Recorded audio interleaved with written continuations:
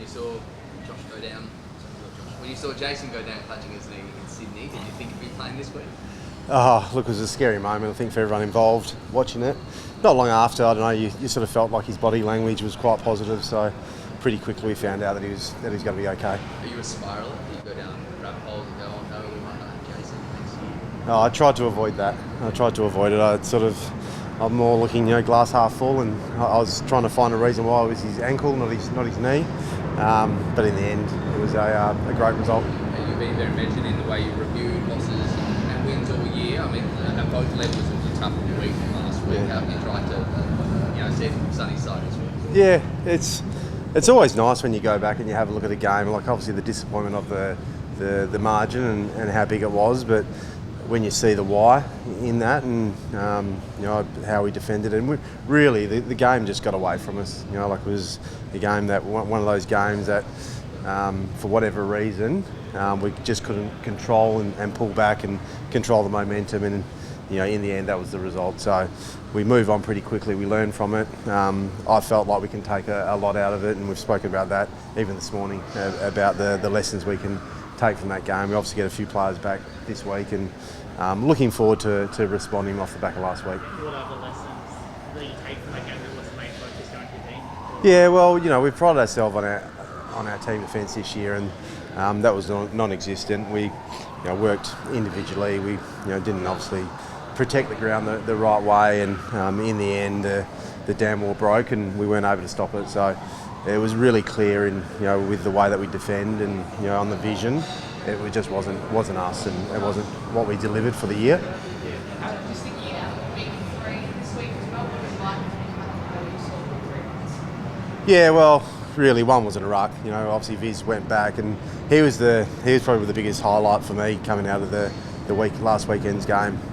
Seeing his craft and whether it's his ruck work that he's done to prepare him, he played the position really well, and he'll play back again this week. What do you players when you think about Versatility as a backman, how that's probably something you didn't see coming this year, what's the reason behind that thinking?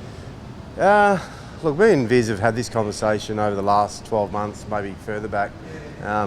He did speak to me about as a junior that he played back, and it was always in the back of my mind. So when this opportunity came up, especially with obviously Sweetie going really well, I thought it was a great opportunity for Viz to show us what he's got, and he did that. His preparation, he's probably one of the best prepared players that we've got on the list, and it's no secret that when he did go out there, it wasn't like it was foreign territory for him.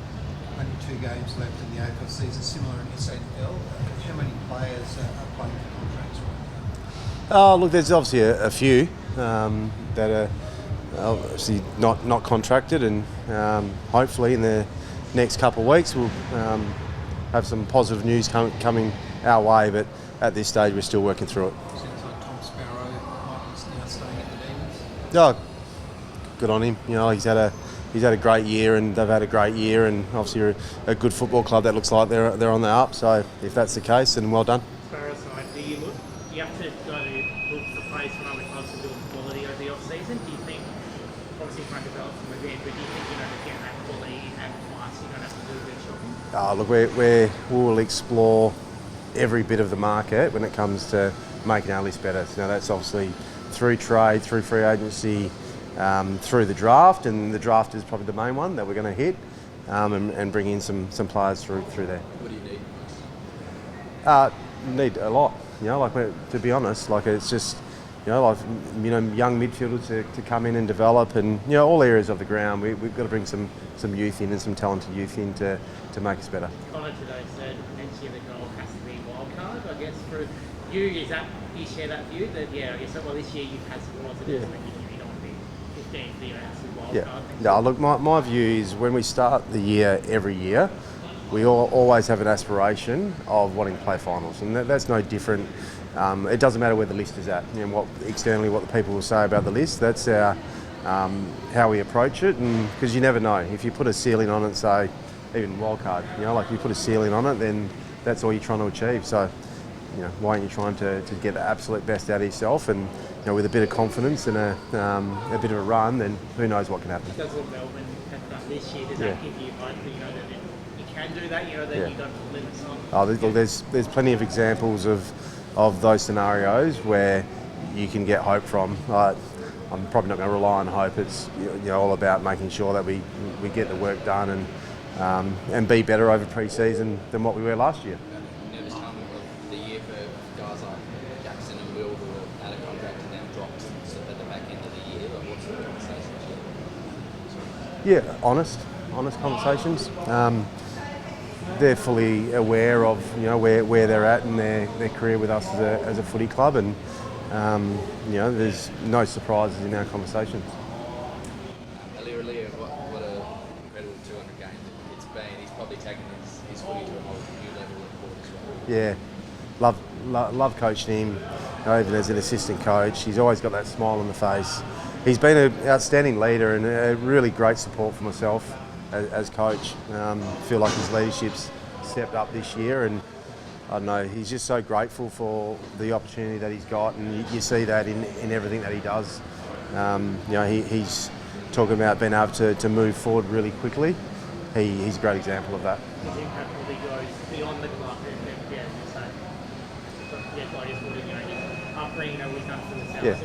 Yeah. He's a role model to every kid all over the world. And I saw his letter that the club posted a couple of weeks ago. His letter to his younger self, and we watched it as a family. And just seeing my kids listen to it, and my wife was, there's a few tears coming out when she was listening to it. It's just, you just can't not love him and everything that he is. Will be any chance of seeing Jack next week, or is that just like? Look, we'll give him right to the last line, obviously last training session to get himself up. So it's not a rule him out now. We'll give him every opportunity to get back. No doubt he wants to play, but do you have to say that, this may not be the best for your long-term career, one match, yeah? It just comes down to risk of him getting injured or not getting injured, and if he's a risk of injuring himself, then he won't play. Do you know when you'll get a decision from him? No, not at this stage. Which obviously is not long left in the season, so the time's going to come pretty quickly. Has that been less than ideal for you? Have you had a bit more clarity or transparency, would that have made your job easier? Or? No, wouldn't have made a difference. I'd like to think that we've been honest with each other with what it looks like. So, our preparation for him being here is the same as our preparation for him not being here. So we won. I know it's tough weekend for both teams last weekend, but at least to see what Dougie was able to do. Go behind the ball. It shows why he's so well.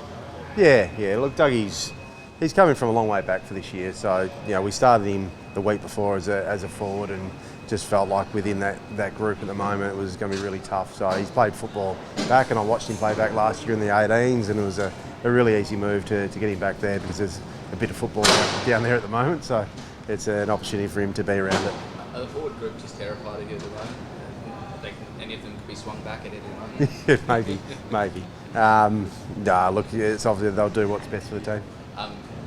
Jace Burgoyne looked amazing last week, probably his best game almost for the club. Is that a stopgap, or do you see him as an inside midfielder going forward? I see it as a part of his growth.